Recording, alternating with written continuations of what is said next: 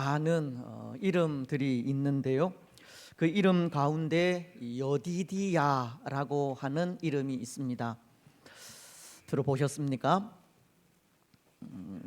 여디디야라고 하는 이름은 하나님이 어느 한 사람을 지칭하여 부르신 이름입니다. 혹 누구를 이 이름으로 부르셨는지 아십니까?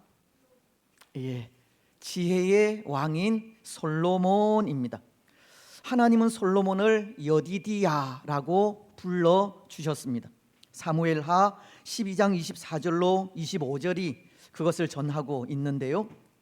다윗이 그의 아내 밧세바를 위로하고 그에게 들어가 그와 동침하였더니 그가 아들을 낳음에 그의 이름을 솔로몬이라 하니라.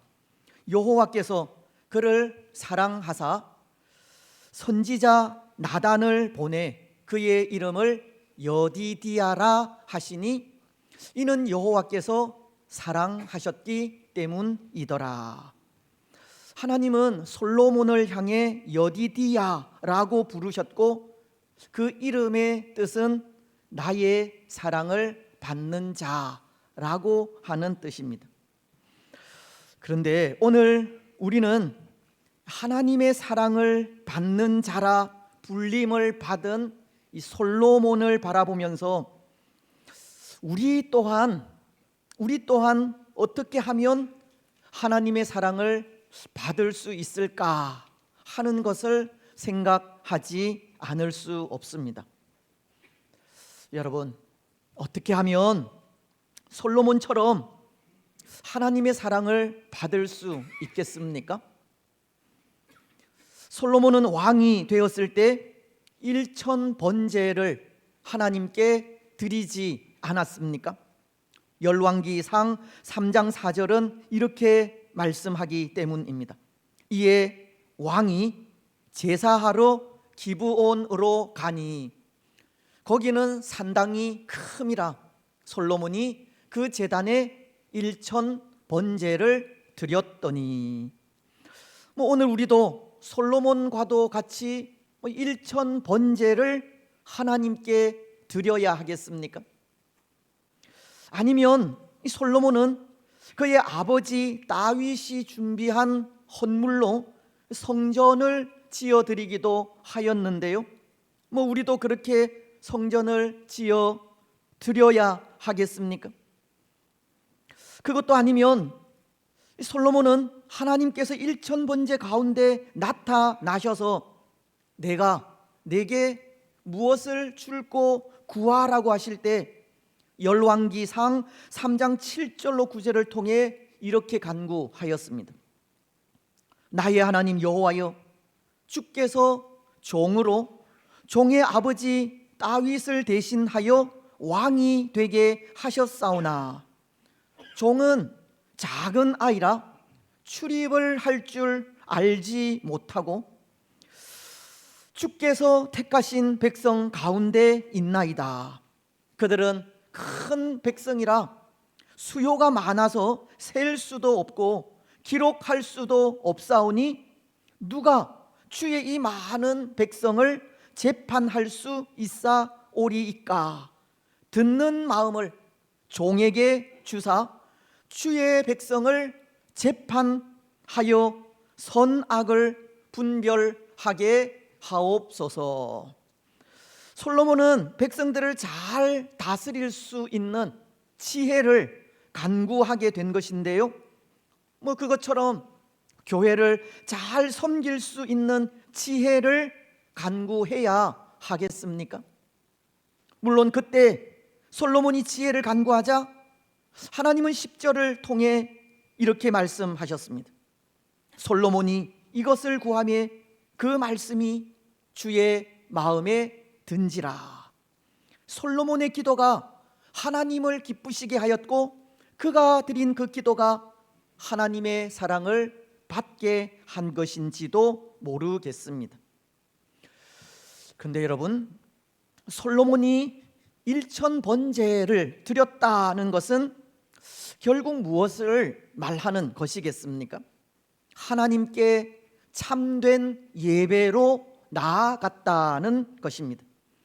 어쩌면 당시 형식적이고 인본주의적인 제사가 성행하는 가운데 솔로몬은 정말 하나님께서 기뻐 받으시는 신령한 제사로 나아간 것입니다. 요한복음은 4장 24절을 통해 이렇게 말씀하십니다. 하나님은 영이시니 예배하는 자가 영과 진리로 예배할지니라. 비록 우리 눈에 보이지는 않지만 하나님은 살아계신 분이시고 진리의 영이시기에 그 앞에 힘과 뜻과 마음을 다하여 예배하라는 말씀인데요, 솔로몬은 그런 제사를 드렸다는 겁니다. 살아계신 하나님 앞에 제사하며 나아가면서 그 마음과 뜻과 힘을 다하여 제사를 드린 겁니다. 오늘 우리가 드리는 예배 역시도 그런 예배가 되어야 합니다. 하나님의 살아계심을 확신하면서 지금도 우리와 함께 계심을 믿으면서 마음과 뜻과 힘을 다해 예배해야 합니다. 형식적인 예배, 외식적인 예배, 그저 몸만 나와 성전 문턱만 밟는 예배가 아니라 살아계셔서 지금도 우리 가운데 임재해 계시는 하나님께 시간마다 마음과 뜻과 힘을 다하여 예배해야 합니다. 또 솔로몬은 하나님의 전을 지어 드리기도 했는데요, 이것은 무엇을 말하느냐 하면 솔로몬은 하나님을 지극히 사랑했다고 하는 뜻입니다. 왜냐하면 사실 성전을 짓는다는 것은 하나님에 대한 사랑 없이는 불가능하기 때문입니다. 하나님을 사랑하여 그 임재를 바라는 마음이 없다면 성전을 지을 수도 거기에 하나님의 임재도 없을 것이기 때문입니다. 여러분, 하나님은 하나님을 향한 우리의 마음을 보십니다. 하나님을 향한 사랑을 보신다는 겁니다. 오늘 우리 마음이 성전이지 않습니까? 고린도 전서는 3장 16절을 통해 이렇게 말씀하는데요, 너희가 하나님의 성전인 것과 하나님의 성령이 너희 안에 계시는 것을 알지 못하느냐. 오늘 우리는 우리 몸이 성전으로 우리 가운데 임재해 계시는 하나님을 지극히 사랑하며 나아가시기 바랍니다. 또한 솔로몬은 하나님이 일천번제 가운데 나타나셔서 내가 내게 무엇을 줄고 구하라라고 물으실 때 백성을 잘 다스릴 수 있도록 선악을 분별할 수 있는 마음을 간구하기도 하였습니다. 여기에는 또 어떠한 뜻이 담겨져 있겠습니까? 그는 그의 백성들을 지극히 사랑했다는 뜻입니다. 그에게는 백성들을 향한 사랑이 있었던 겁니다. 만약 그에게 백성을 향한 사랑이 없었다면 지혜를 간구할 필요가 없습니다. 자기 생각대로 그 마음이 원하는 대로 통치하면 되기 때문입니다. 하지만 솔로몬은 백성들을 사랑하였고 그들을 다스리기를 원할 때 하나님의 지혜를 달라고 한 것입니다. 하나님의 지혜로만 백성들을 선하고 바르게 다스릴 수 있기 때문입니다. 여러분, 오늘 우리도 이 땅의 지도자들을 위해 기도할 때 그들에게 백성들을 사랑하는 마음을 달라고 기도하시기 바랍니다. 자기의 이익이나 유익이 아니라 이 백성들의 소리를 들을 수 있는 마음을 달라고 기도하시고 선과 악을 분별할 수 있는 지혜를 달라고 기도하시기 바랍니다. 하나님의 마음과 하나님의 생각을 가지고 나라를 다스릴 수 있도록 기도하시기 바랍니다. 또한 우리 자신을 바라보면서도 교회를 잘 섬길 수 있는 지혜를 달라고 기도해야 합니다. 내 생각대로, 내 마음과 성격대로 교회를 섬기지 않도록 지혜를 간구해야 한다는 겁니다. 하나님 주시는 지혜와 마음이 나라도 교회도 바르고 선한 길로 인도하기 때문입니다. 결국 솔로몬의 이런 마음이 하나님의 사랑을 받게 한 것이라 생각합니다. 하나님을 사랑하여 하나님께서 거하시는 성전을 짓고 하나님 앞에 영과 진리의 예배를 드렸으며 그의 백성들을 사랑하여 지혜를 간구한 모습이 하나님의 사랑을 받게 하였다는 겁니다. 그래서 여러분, 하나님의 사랑을 받은 이 솔로몬에게 주어진 상급이 얼마나 큰지 모릅니다. 열왕기상 3장 11절로 13절은 이렇게 말씀하기 때문입니다. 이에 하나님이 그에게 이르시되 네가 이것을 구하도다. 자기를 위하여 장수하기를 구하지 아니하고 부도 구하지 아니하며 자기 원수의 생명을 멸하기도 구하지 아니하고 오직 송사를 듣고 분별하는 지혜를 구하였으니 내가 내 말대로 하여 너에게 지혜롭고 총명한 마음을 주노니 내 앞에도 너와 같은 자가 없었거니와 내 뒤에도 너와 같은 자가 일어남이 없으리라. 내가 또 네가 구하지 아니한 부귀와 영광도 내게 주노니 내 평생의 왕들 중에 너와 같은 자가 없을 것이라. 솔로몬은 얼마나 큰 복을 받았는지 모릅니다. 그가 받은 지혜에, 그가 누린 영화에, 그리고 장수의 복과 수많은 재물 등 그는 하나님의 큰 복을 받았고 또 이것은 하나님을 사랑하는 자들에게 주어지는 상급이 참으로 크다는 것을 가르치는 말씀이기도 한 것입니다. 여러분, 그래서 오늘 우리는 이 부분을 묵상하면서 그런 것을 생각하려고 합니다. 하나님을 사랑하는 자들에게 주어지는 상급과 칭찬에 대한 말씀입니다. 특히 오늘 본문을 통해서는 하나님을 사랑한 이 빌라델피아 교회에 대해 생각을 하려고 하는데요. 여러분, 오늘 이 빌라델피아 교회는 보십시오. 빌라델피아 교회는 요한계시록 2장과 3장에 기록된 이 소아시아의 7 교회 중 서머나 교회와 함께 칭찬을 들은 교회입니다. 하나님의 사랑을 받은 교회라는 건데요, 오늘 9절 하반절 말씀에도 이렇게 말씀하지 않습니까? 내가 너를 사랑하는 줄을 알게 하리라. 하나님은 이 빌라델피아 교회를 사랑하신 겁니다. 그런데 어떠한 모습을 통해서이겠습니까? 하나님께서 빌라델피아 교회를 사랑하신다고 하신 것이 이 빌라델피아 교회가 어떤 모습을 가지고 있기에 그렇게 사랑하신다고 한 것이겠습니까? 두 부분을 통해 그것을 생각하자면 먼저 8절 하반절을 보시면 이렇게 말씀하고 있는 것을 읽게 됩니다. 내가 내 행위를 아노니 네가 작은 능력을 가지고서도 내 말을 지키며 내 이름을 배반하지 아니하였도다. 여러분, 빌라델피아 교회가 하나님의 사랑을 받은 이유가 어디에 있다는 것입니까? 작은 능력을 가지고서도 내 말을 지키며 내 이름을 배반하지 아니하였도다.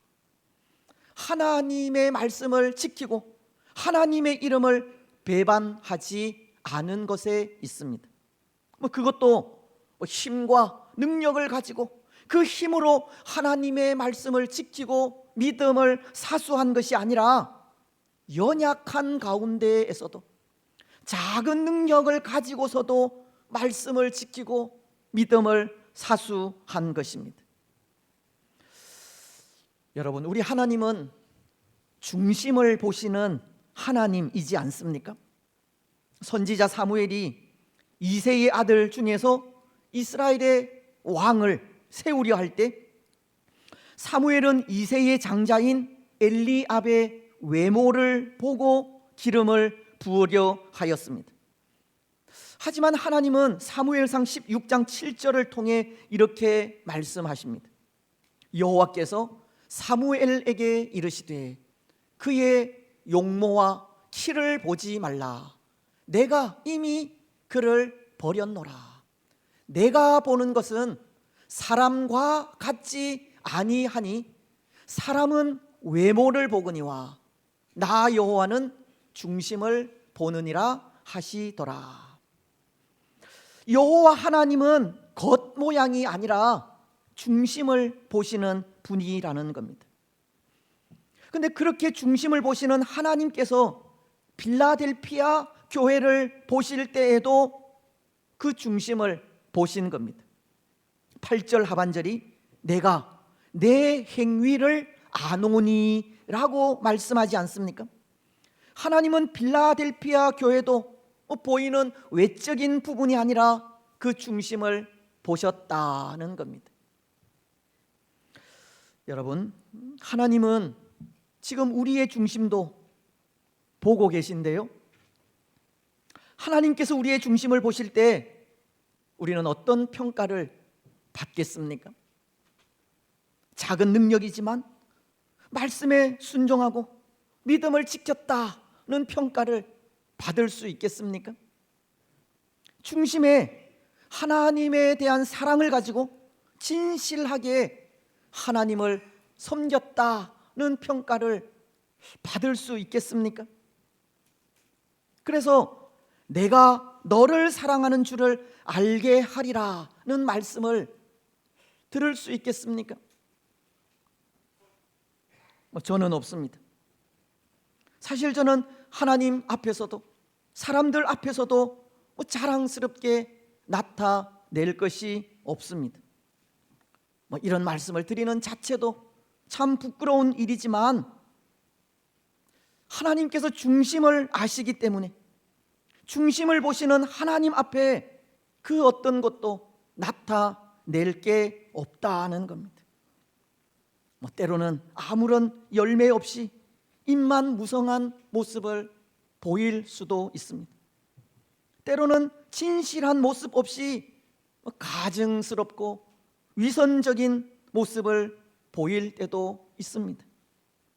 우리의 행위를 아시는 하나님 앞에 그렇게 고백하지 않을 수 없는 겁니다. 오늘 말씀을 통해 필라델피아 교회를 찾아오신 하나님의 모습이 그런 모습이지 않습니까? 모든 것을 다 아시는 하나님, 중심을 아시는 하나님으로 찾아오셨습니다. 7절은 이렇게 말씀하고 있는데요, 빌라델피아 교회의 사자에게 편지하라. 거룩하고 진실하사 다윗의 열쇠를 가지신 이 곧 열면 닫을 사람이 없고 닫으면 열 사람이 없는 그가 이르시되, 거룩하고 진실하신 분이 다윗의 열쇠를 가지고 교회를 찾아오신 것을 말씀하고 있습니다. 이것은 흠이 없으시고 깨끗하신 하나님이 왕의 권세를 가지고 찾아오신 것을 말씀하는 겁니다. 여기 흠이 없다는 것은 사람의 중심을 보신다는 뜻이고, 왕의 권세를 가지고 오신다는 것은 왕으로서 사람의 행위를 보시고 그 행위대로 심판이나 상급을 주신다는 뜻입니다. 하나님께서 사람 가운데 찾아오실 때 사람의 중심을 보시고 그 행위에 따라 심판하시는 심판주로 오신다는 겁니다.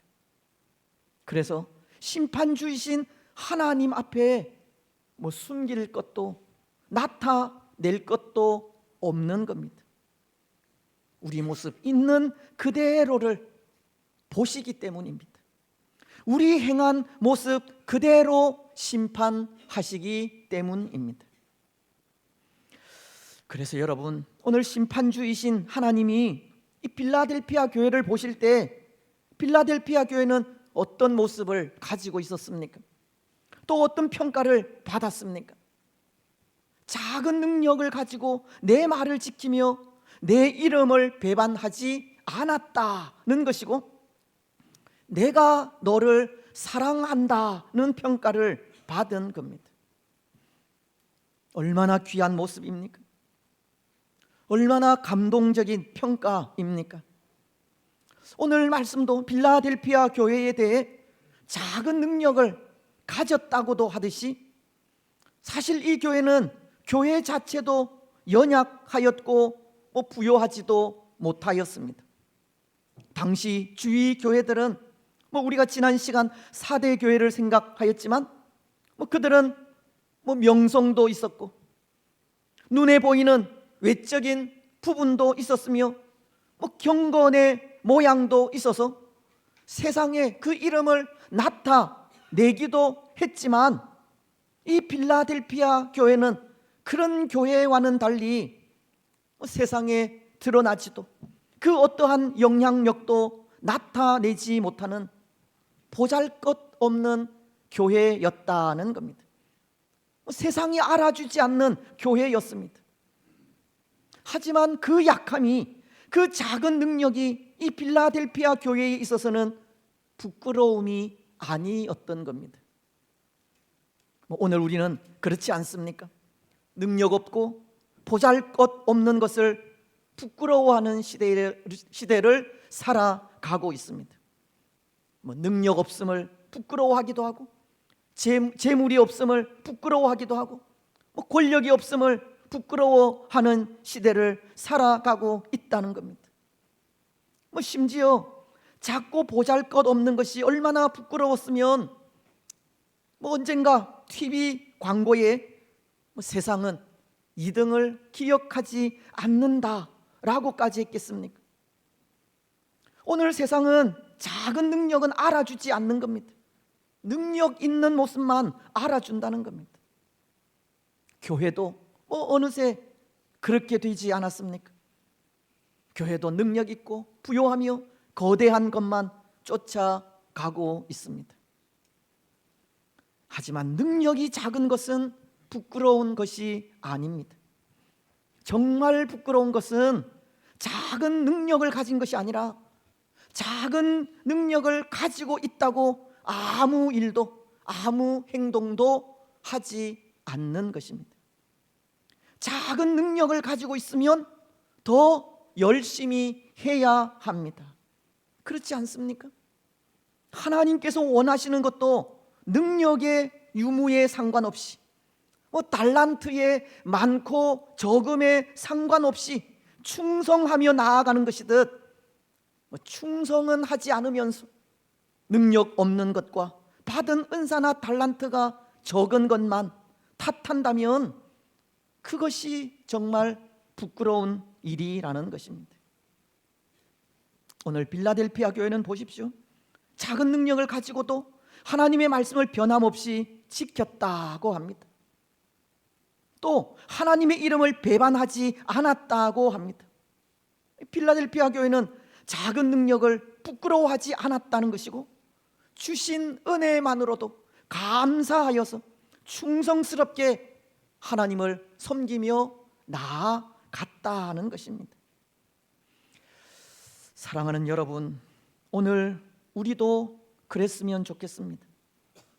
세상이 알아주는 능력만을 쫓아 살지 않았으면 좋겠습니다. 비록 남들이 보기에는 볼품없고 능력 없으며 아무것도 할 수 있는 것이 없어 보이지만, 하나님 안에 거하는 삶이 능력임을 알았으면 좋겠습니다. 화려하지는 않지만 은은하게 예수님의 향기를 풍기는 사람이 되고, 많은 사람을 위하여 살지 못한다 할지라도 누군가에게 꼭 필요한 사람이 되었으면 좋겠습니다. 명성이나 이름은 나타내지 못한다 할지라도 하나님 앞에 진정 귀한 삶을 살았다 평가받는 사람들이 되었으면 좋겠습니다. 얼마나 귀한 모습입니까? 남들 앞에 화려하게 보이는 사람보다, 능력 있게 보이는 사람보다, 한 공동체를 주도하고 인도하는 사람보다 그 공동체에 꼭 필요한 사람으로 그 공동체를 위해 뿌리와도 같이 밑에서 굳건하게 지탱시켜주는 사람, 하나님 앞에서 얼마나 귀한 모습입니까? 사실 오늘 우리 삶의 목적이 우리의 주인 되시는 예수님을 나타내고 그분의 영광을 위한 삶이지 않습니까? 그렇게 사는 삶이 바른 믿음의 삶입니다. 때로 오늘 이 시대는 우리 주가 되시는 예수님보다 우리 자신을 나타내기를 더 좋아하는 시대이고, 마치 우리 자신이 주인공이 된 것처럼 나의 영광을 위하여 사는 시대이기는 하지만, 주인공이 아니라 조연으로 주인공이신 예수님을 나타내는 삶이 바른 믿음의 삶인 것입니다. 여러분, 오늘 우리는 우리 주가 되시는 예수님을 위해 조연의 삶을 살아가시기 바랍니다. 예수님을 위해 우리에게 주어진 능력으로, 그것이 크든 작든 최선을 다하시고 충성스러운 삶을 살아가시기 바랍니다. 비록 능력이 작다 해도 그것을 부끄러워하지 마시고 변함없이 하나님의 말씀을 지키시고 주의 이름을 배반하지 마시기 바랍니다. 그래서 9절 마지막 부분이 내가 너를 사랑하는 줄을 알게 하리라. 작은 능력을 가지고서도 말씀을 지키고 예수님의 이름을 배반하지 않음으로 하나님의 사랑을 받으시기 바랍니다. 이제 또 하나, 오늘 빌라델피아 교회가 하나님께 사랑을 받은 이유는 10절을 통해서입니다. 말씀은 이렇게 기록하지 않습니까? 네가 나의 인내의 말씀을 지켰은즉 내가 또한 너를 지켜 시험의 때를 면하게 하리니 이는 장차 온 세상에 임하여 땅에 거하는 자들을 시험할 때라. 말씀은 교회를 향해 네가 나의 인내의 말씀을 지켰다라고 하십니다. 여러분, 인내의 말씀을 지키는 자들이 하나님께 사랑받는 자들입니다. 우리 눈에 보이지는 않지만 영의 세계를 바라보고 끝까지 인내하는 자들이 하나님의 사랑을 받는 자들입니다. 여기 인내의 말씀을 지킨다 하는 것은 예수님께서 십자가에 못 박히시기까지 그 고난을 인내하신 것처럼 예수님을 따르는 자들 역시도 그 인내의 모범을 따라 인내해야 한다는 의미인데요, 끝까지 변함없이 영의 세계를 바라보고 믿음의 경주를 계속 해야 한다는 겁니다. 오늘 필라델피아 교회는 영의 세계를 바라본 것입니다. 예수님의 십자가 고난을 받았다는 겁니다. 사실 이 필라델피아 교인들이 당한 환경과 형편을 생각하면 그들은 예수님의 십자가 고난을 본받을 수 없는 환경이었습니다. 영의 세계를 바라보지 못할 수 있었던 상황이라는 겁니다. 왜냐하면 그 삶이 어려웠기 때문입니다. 삶이 고통일 땐 얼마든지 세상을 따라갈 수 있기 때문입니다. 신앙이 변질될 수 있고 눈앞의 이익만 바라볼 수 있기 때문입니다. 정말 그렇지 않습니까?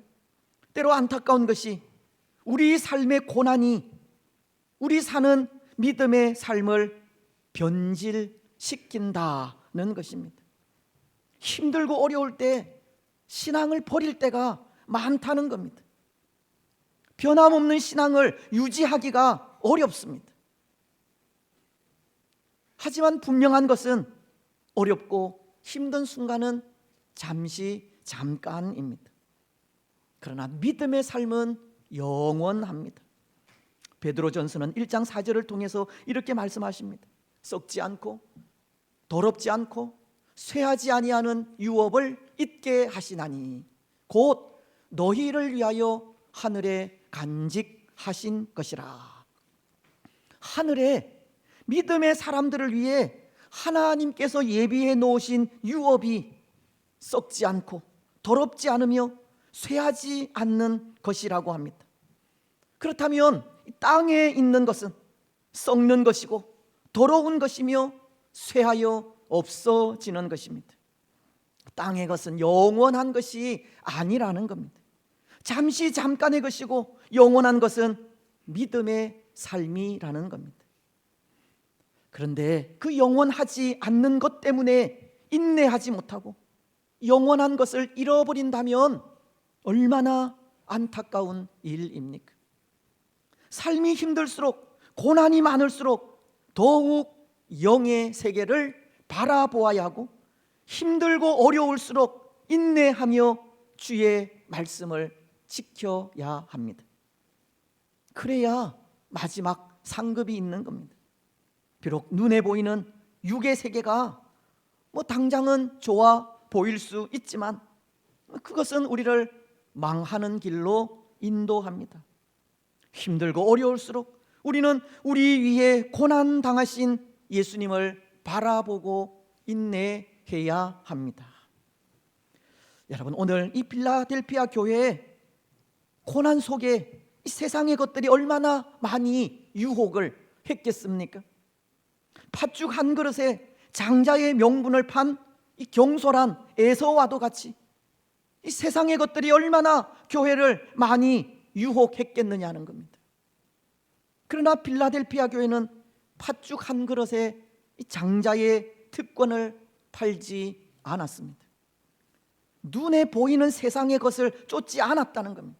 영의 세계를 바라보고 끝까지 인내하였던 겁니다. 여러분, 오늘 우리도 이 팥죽 한 그릇에 믿음을 파는 어리석고 경솔한 사람들이 되지 마시기 바랍니다. 당장 눈앞의 이익 때문에 믿음을 저버리지 마시기 바랍니다. 자신의 유익 때문에 하나님의 뜻을 버리고 멸망의 길로 가는 어리석고 불쌍한 사람들이 되지 마시기 바랍니다. 오늘 우리는 영의 세계를 바라보시고 우리를 위하여 예비된 하늘 유업을 바라보시기 바랍니다. 우리 위에 십자가를 지시기까지 고난까지도 인내하신 예수님을 본받으시기 바랍니다. 그래서 그 삶을 통해 내가 너를 사랑하는 줄 알리라는 주의 음성을 들으시기 바랍니다. 이제 말씀을 맺겠습니다. 사랑하는 여러분, 오늘 우리는 하나님께 사랑받는 자들이 되시기 바랍니다. 중심을 보고 아시는 하나님 앞에 충성스러운 삶을 살아가시기 바랍니다. 비록 우리가 가진 능력은 작고 보잘것 없다 할지라도 그것을 부끄러워하지 마시고 그 작은 것으로 최선을 다하시기 바랍니다. 우리 삶의 주인은 우리가 아니라 예수님이심을 분명히 깨닫고 주인이신 예수님께 우리 자신을 내어드리는 조연의 삶을 살아가시고 비록 우리 눈에 보이지는 않는다 할지라도 영의 세계와 우리 위에 예비된 하늘 기업을 소망하면서 믿음으로 인내하시기 바랍니다. 그래서 그 삶을 통해 하나님의 사랑을 받는 복된 성도들이 되시기를 주님의 이름으로 축복합니다. 아멘.